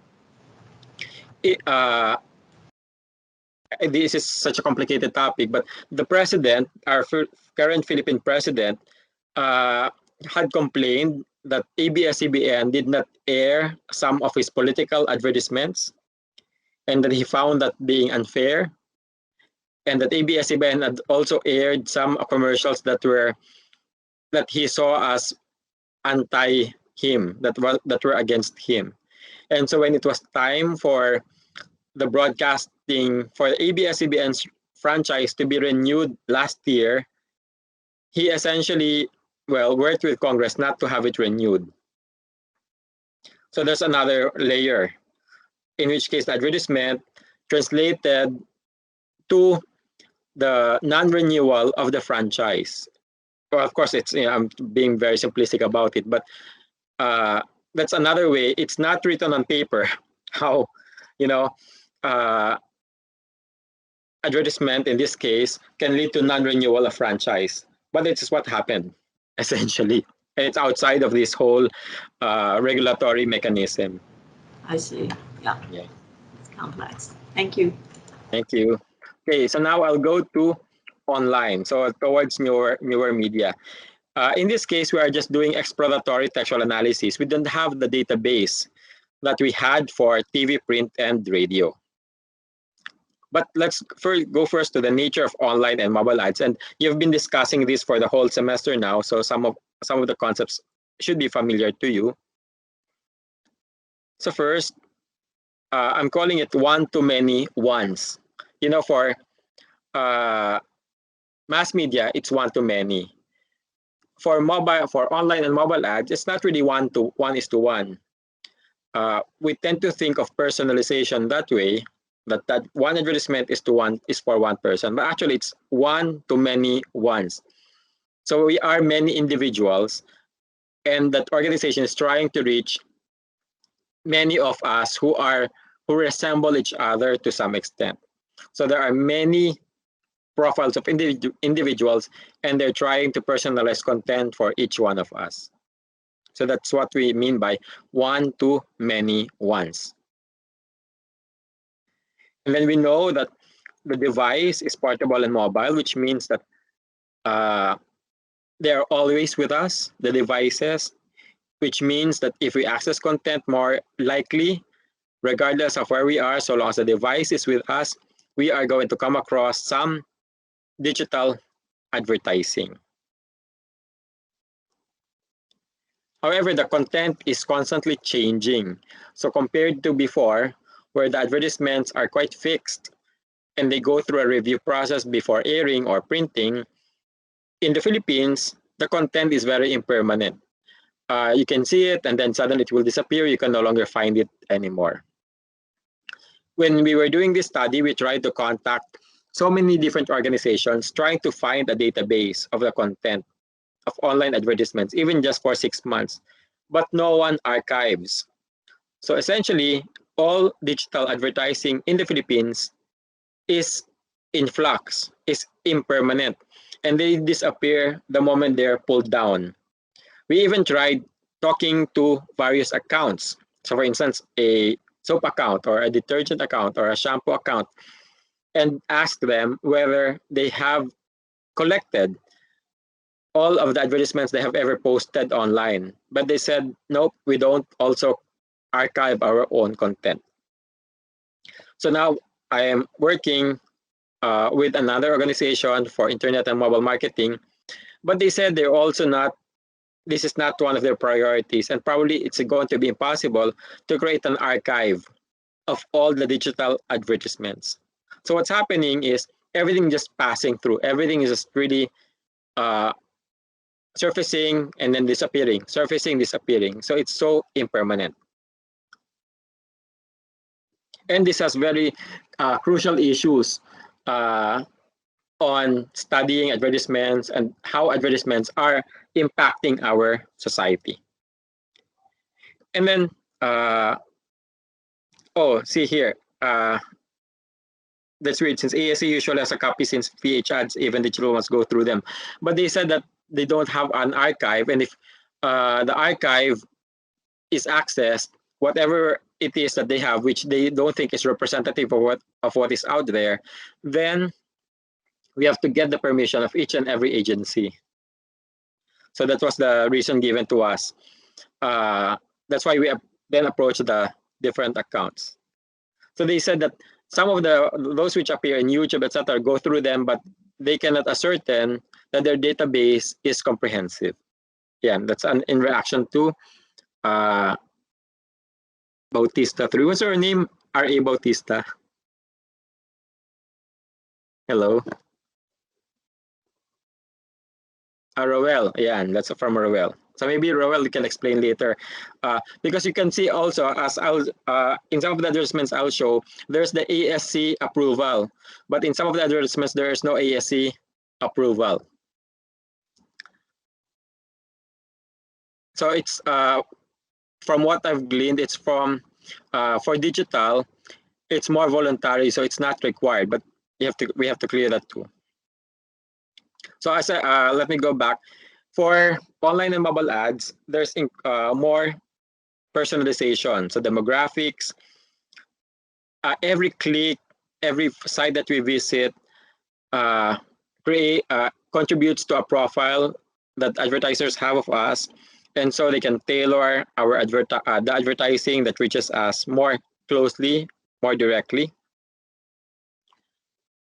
So the lifestyle of the places we visit, the places we go to, the places we check in, all contribute to our online profile. And then the advertisements are delivered to us accordingly. And then wherever we are to, then the advertisements are tailored immediately to, as I said, our location. Yeah. So the personalization is more direct, more instant, more simultaneous. Okay, so that's another level of personalization that online and mobile advertisements can now do. There's there's a shopping app called Lazada here. Is that they have that in Taiwan, Lazada? So there's an online portal here, online shopping portal called Lazada. And now the advertisements, which I see in the games that I sometimes play, are some of the items I have previously checked.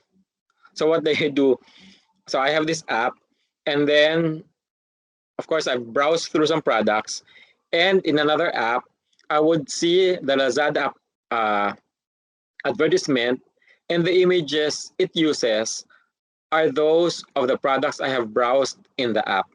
So you can see how the content itself is so malleable, is so adapted to me as the consumer, is personalized to me. Do you have the same? Maybe I can pause here. What's the level of personalization of the online and mobile ads in your countries? How about in Taiwan? Maybe ask Lorna and Mingming. What have you noticed? How personalized have the advertisements been? The ones that reach you?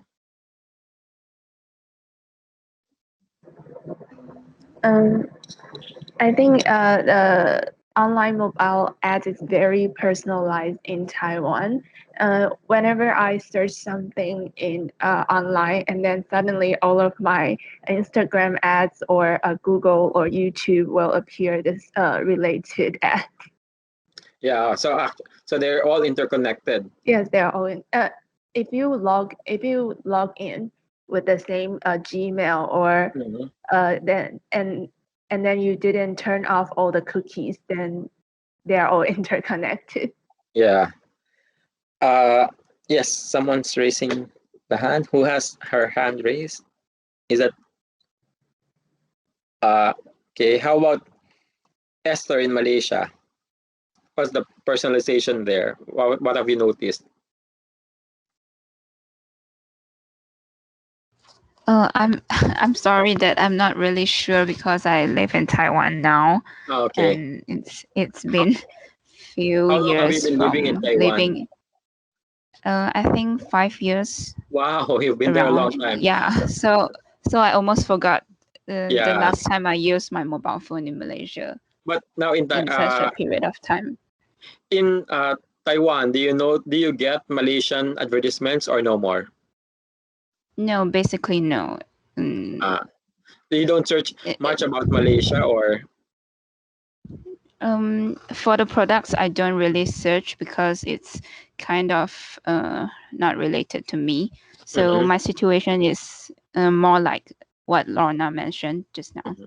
Okay. Yeah. Thank you. How about Thank you. Melissa in France?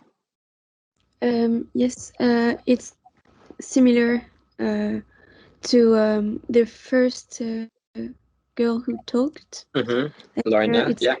Yes, it's very personalized thanks to the algorithm.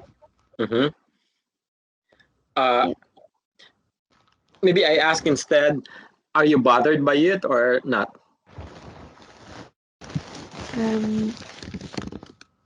Bothered? What is are you concerned that the advertisement is very personalized, or is it okay, or it is okay? You don't mind?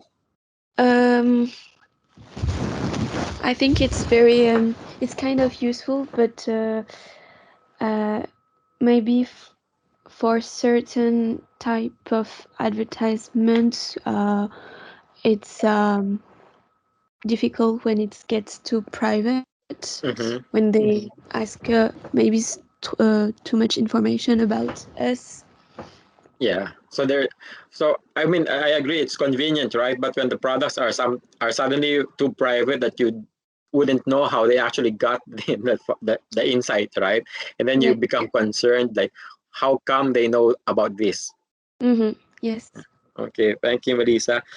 About Lucas in Germany, are there guidelines to prevent this or no? The guidelines are overall in Europe and not specifically for Germany. Yes. The personalization is I think, as worldwide, depending on how much privacy you take care for, if you use blockers and so on.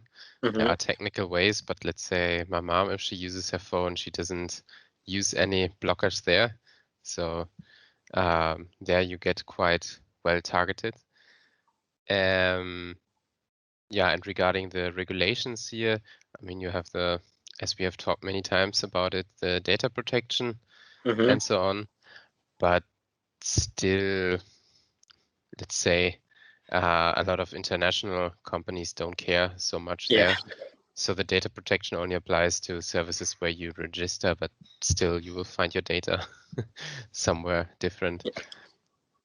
Yeah, I agree. So it's a good point. No, here in the Philippines, we have the Data Privacy Act as well, and how companies must protect data that reach them, and that there should be no sharing of data, etc., etc.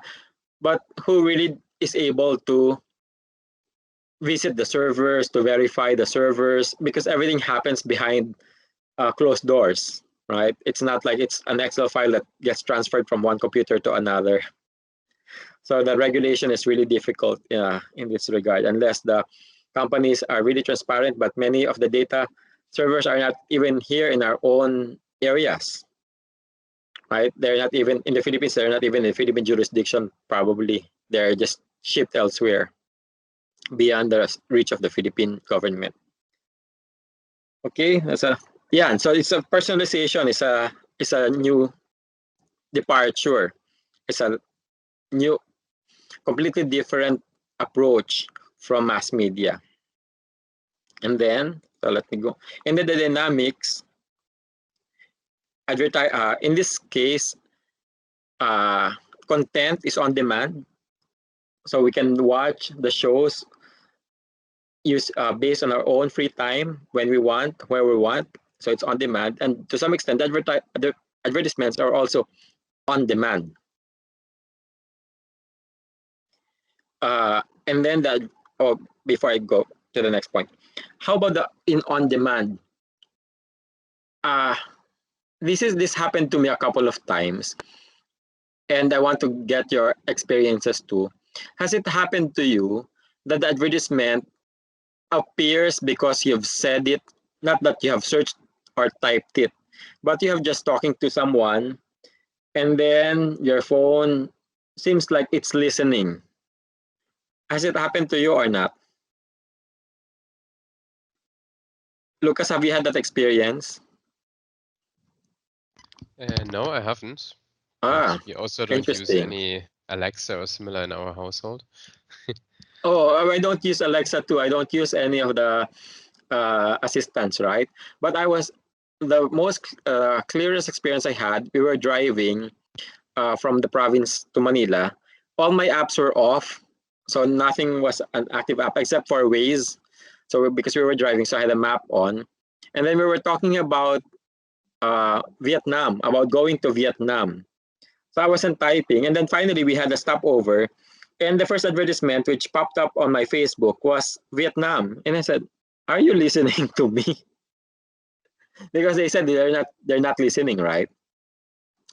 I said, "Is there a way that they are listening even without our permission?" So I don't know. It just occurred to me. So I was Rachel, you have your hand raised. Yes. Yes, sir. I wanted to share that I was surprised when Lucas said that he never experienced getting personalized ads from his phone when he talks about something, because that happens very often here in the Philippines. It Yes. happens to me and my friends, me and my family.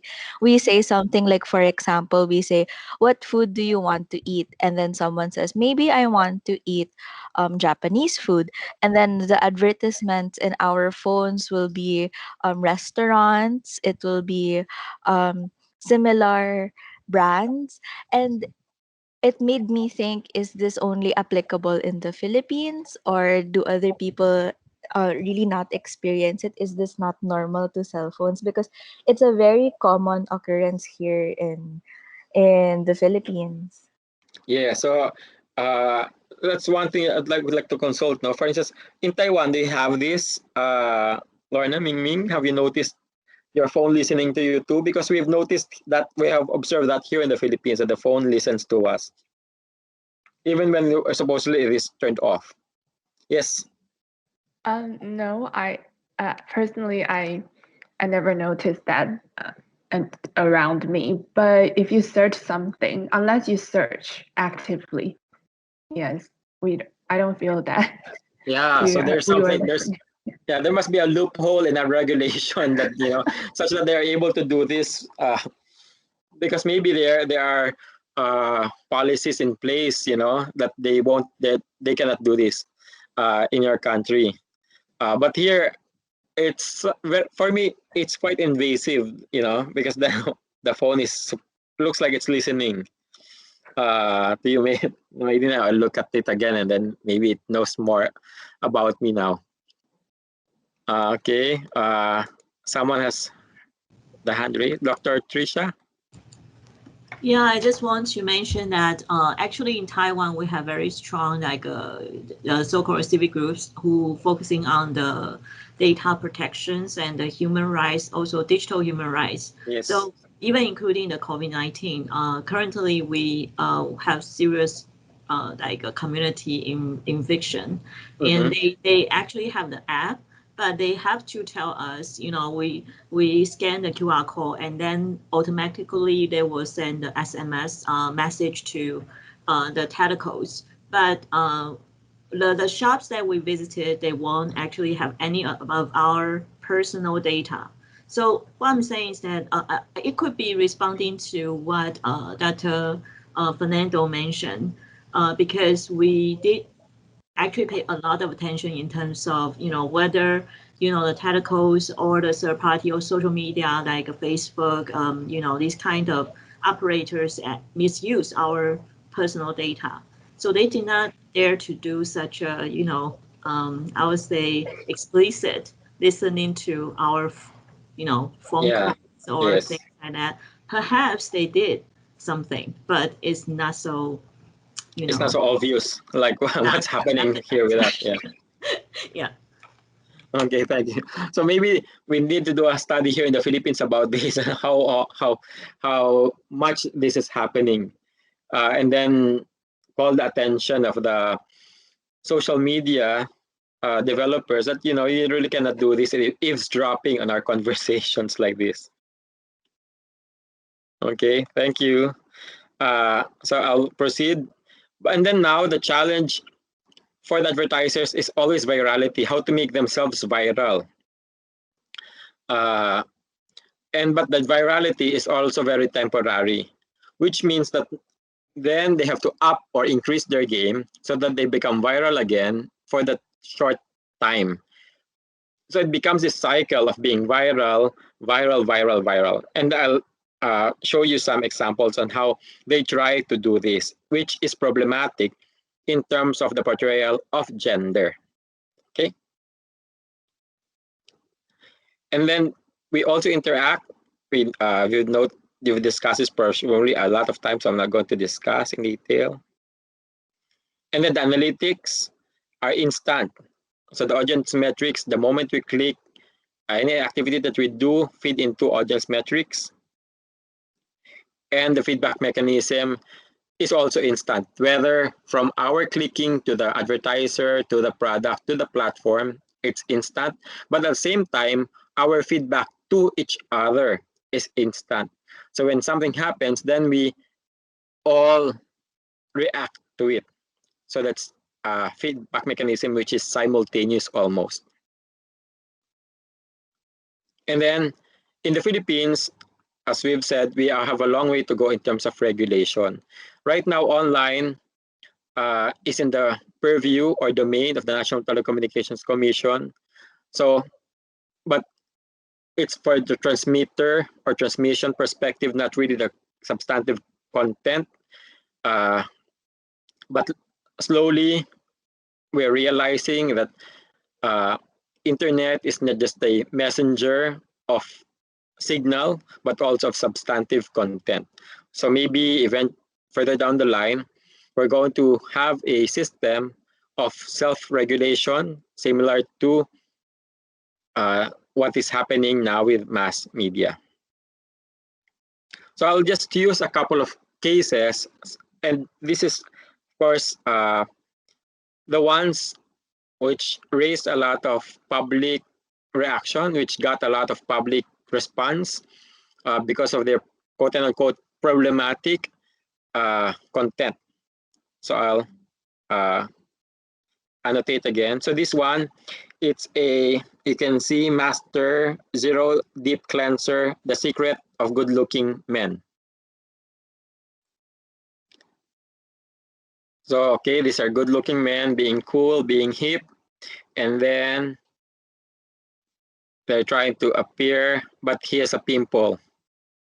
So this good looking guy tells him the secret of the how to clean his face, and now he has a clean face. And he's hanging out with even good looking, better looking people, and now the women are approaching him. So he knows now the secret of the good looking men. So you can see that in this case, this is, well, now, before we had stereotyping of health and beauty products for women. With products like this, then it's more, well, probably even that there will be more male products for health and beauty. However, you'll also see that in terms of the presentation, the commodification of objectification before is just reverse. So is that good or bad? Because now the men are the ones being objectified, except that, you know, second level objectification where they are supposed to be more empowered, that they are trying to get the attention of women. But again, very complex issues about objectification and commodification. Now let's go to another one. This one, possibilities are brighter with skin white. So this brand, I think it's Esther who mentioned about skin whitening products earlier. And skin whitening products are common in societies where there are brown-skinned people. So South Asia, India, especially, and in Indonesia, Philippines, and Malaysia. So maybe some of our friends in Europe won't be able to identify, but this is, but you can see this is also past the Advertising Standards Council, so it has a reference number. So there's a woman who's going out. This is new, you can see. It's COVID pandemic time. So instant white, so she's being beautiful. And so on the whole, it seems like, okay, straightforward advertisement. It's a skin whitening advertisement. But in Philippine society, then it's called intersectionality between gender and the expectations that gender for gender preference, especially for women, is that of fairer skin. So femininity and fairer skin usually go hand in hand. And that you'll have better opportunities if you are fairer skinned woman here. So let's look at another. And see, now we talk about instant feedback. So you can see that people react, you know? So you can, for that advertisement, you can see now people are reacting. It's kind of sad that most Philippine commercial beauties are always full with white people. It's colorism, it's racism, not colorism. And then there's a lot of discussion. If you go to that YouTube page, whitening commercial in 2021, seriously, do we still have this commercial? But someone says, how do I get this shipped to America? And then love, love, love. So you can see that's still an ongoing debate. But now with new media, people can comment, people can react and send feedback to the product. So it's another layer of feedback. But this is the one that I showed just now is the newer commercial. This is an older commercial that this same brand had. but this one, see, they're trying to play the game. Dark or white, you are beautiful. Hashtag dark or white is beautiful. But remember, they are selling a skin whitening product and trying to acknowledge that dark is beautiful. So you can see it's just a play of different characters of different skin tones. So essentially, it's the same people, equal in stature. So it goes on and on like that. But the interesting part now, there, see twins, but black and white, brown or brown and white. See now they you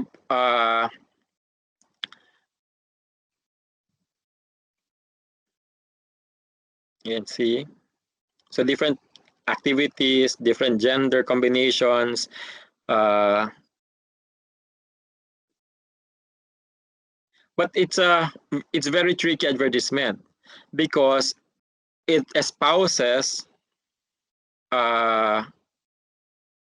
that regardless of gender, regardless of color, everyone's beautiful. But the bottom line is it's a product that sells skin whitening. But you can see how it's trying to navigate the discourse because there's some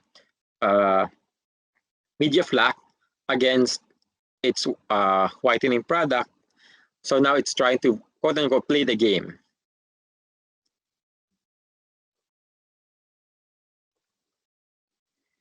Okay, so now this one became viral.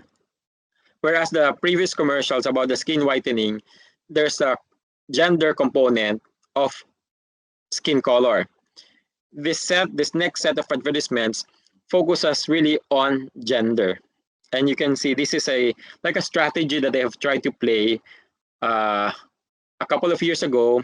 Lately, thankfully, we have not seen this approach, but you can see this is a Grab advertisement. It's for a transport sharing app.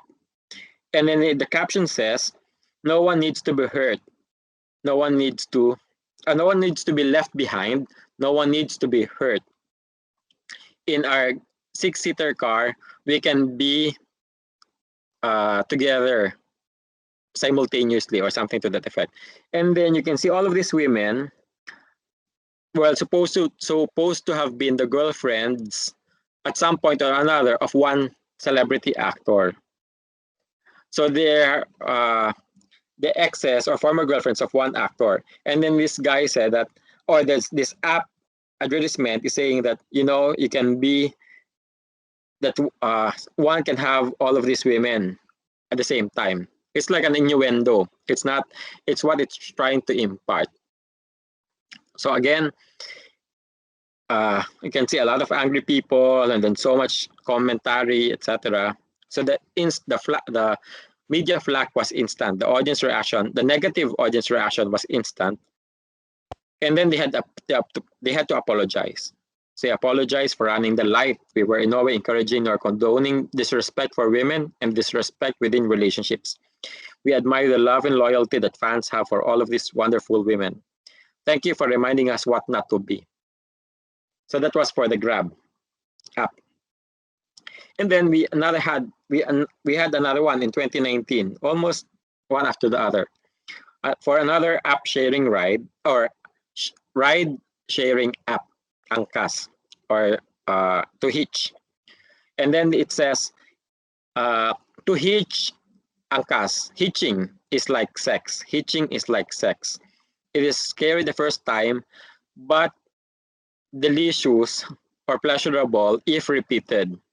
New user, use promo code fellow freshness on your first 2 rides. And then the Philippine National Police reacts. This is not acceptable to commuters. People will be afraid of your app or of your service. This is not promoting public safety in transport business anymore. We are calling your attention to this tweet. So it's another government agency which reacted. And then Angkas apologized, similar to how Grab apologized. So we thought that, is this going to be a pattern of using gender to provoke virality and then apologizing later on? But then again, the damage has been done. So we were concerned about that. So what's happening now is for digital media, it seems like it's open season. So during the pandemic, things have subsided a little bit. But when we were doing this series, when we were doing this study, it felt like in the pursuit of viral media, it seemed like an open season where people can just float an idea, and if it fails or it gets a lot of negative reaction or feedback, then you apologize. But on the other hand, thankfully, that accounts are able to use interactive media to portray a spectrum of gender. So before, when we did the legacy media, you've noticed I just talked about men and women in terms of binary. Because even if we had the codes for the spectrum, we didn't really find commercials that focused on the spectrum of gender. Of course, more advanced or liberated commercials were already in the air back in 2018, but they were far too few. Our sampling didn't catch them.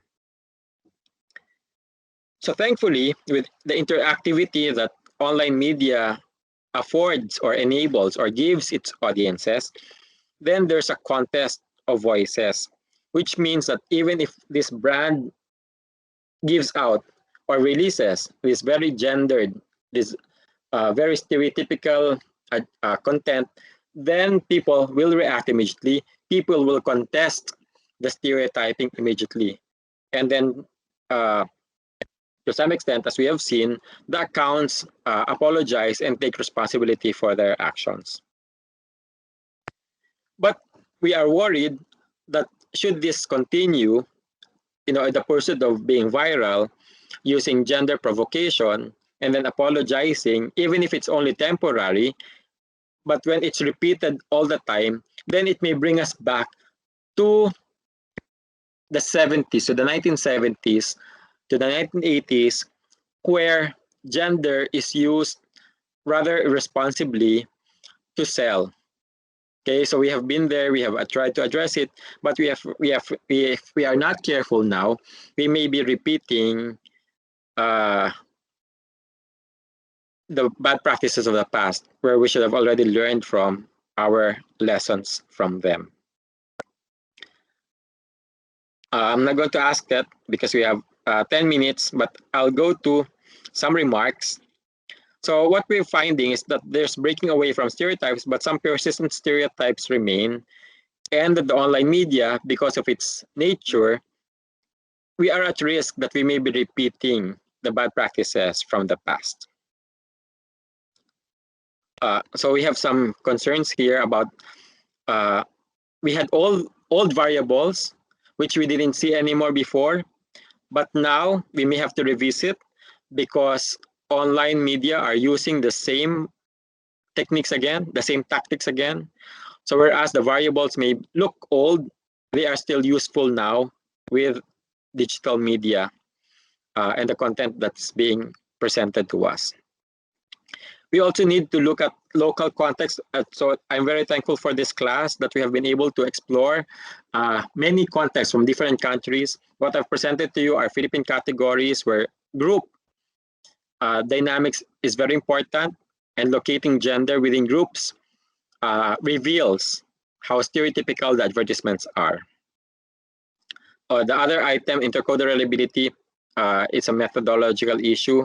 I'm not going to dwell on it, but cross-platform measures. So very thankful for the insights earlier about the differences between radio, print, and TV, as well as now with online media, which uses all of the characteristics or attributes of all previous media. And then finally, we're still hard-pressed with the collection of the database for online advertisements and the sampling. Maybe the suggestion now is to do simple random sampling with panels of typical users, but we'll see.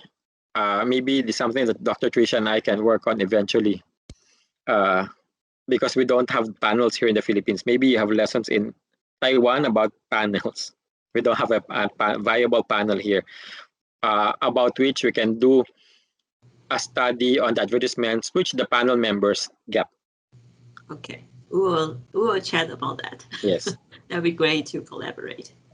And then some practical items. So we need to continue monitoring because some nagging stereotypes remain. So we need to be vigilant continuously and then look at practices in the future. But here, let's tie everything together because we're in the last 10 minutes. Next week, you'll be closing the semester, or you'll have another country, Dr. Trisha. So now let's try to tie everything together from our very first meeting about the Philippines.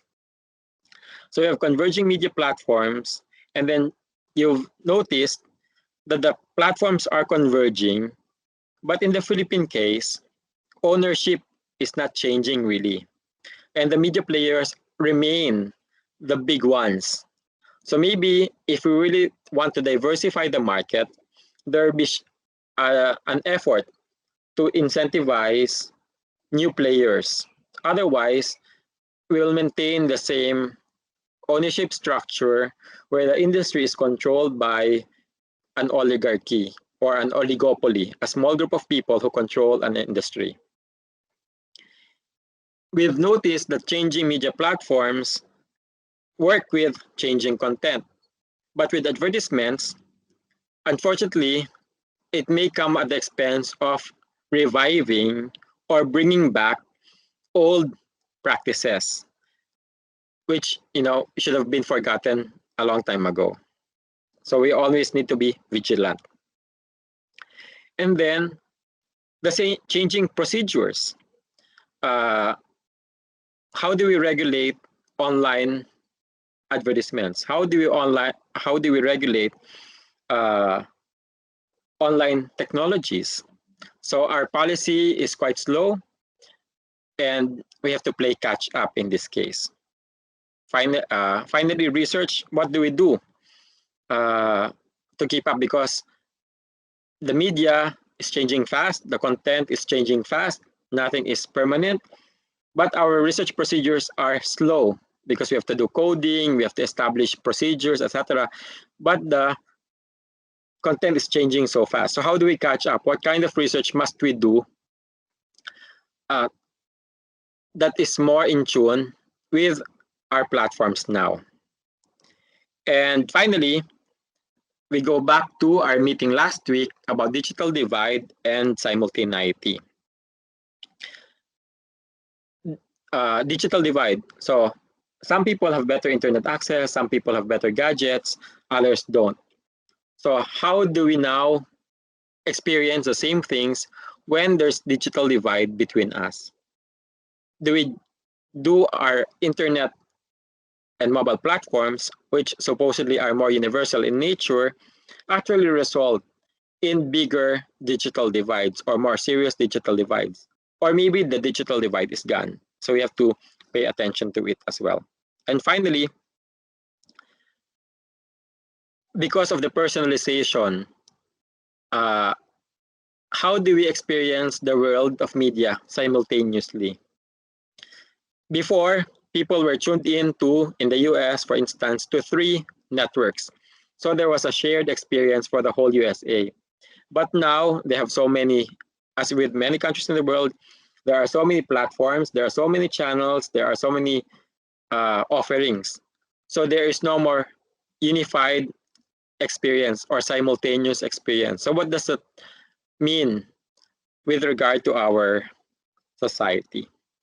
So yeah, so that's how everything ties together in the last 3 weeks that we have been sharing this Monday afternoons. So finally, essay for option for today. How is the changing nature of medium For permanent to interactive, how is it impacting upon the portrayal of gender in advertisements in your country? And then you have 300 to 500 words. So you have essay options, please choose one. So I think you have 8 to choose from. And then your answer should be between 300 and 500 words. Email your answer to me on or before next Monday, May 31, 2021. So again, I'll share this slide with Andrew and Dr. Trisha. Thank you. Thank you. I would like to say highly appreciated Professor Fernando's 3-week sections. I think we all learned quite a lot about Philippines from the traditional media history and new media ecologies, and the 2 special topics that you have covered. The first one is about mobile phone and the immigrants, and that's a very special situations, particularly in Philippines. Yes. And today, I think it's a very meaningful, about the gender issues and how it presenting in advertising, and also cover different kinds of advertising situation right now in Philippines. And we have wonderful, I would say classmates and the students and from different countries. I also learned a lot from Philippines, and thank you so much. And yes, thank you, Dr. Trisha, for inviting us. Yeah, let's keep ourselves safe and hope to yes. see you in future. In person. Bye, Fernando. Thank you, everyone. Thank you. Bye. See you. Bye. Bye. Bye.